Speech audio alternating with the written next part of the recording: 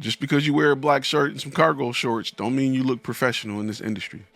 Just by having shirts, logos, clipboards with letterheads on the paper, a name tag, these are things that help people feel at ease around you. If your UPS guy showed up on your porch with a package and a t-shirt and some jeans, you'd be scared to open the door and sign for it. You would feel like you're gonna get snatched. That's why uniforms are very important and make people feel more comfortable. UPS who deliver items to your porch that you rarely even see. Most times we see the UPS guy, but in most cases we don't.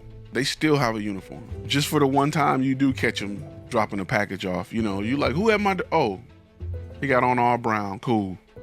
He got on all blue, he FedEx. He got on yellow and red, he DHL. You feel comfortable when you see a uniform, and people just naturally feel comfortable that way. But you have to understand who you're trying to sell to and stop saying, I want to sell to anybody that's paying money. Not cool. All of these things are in line with who your target audience is.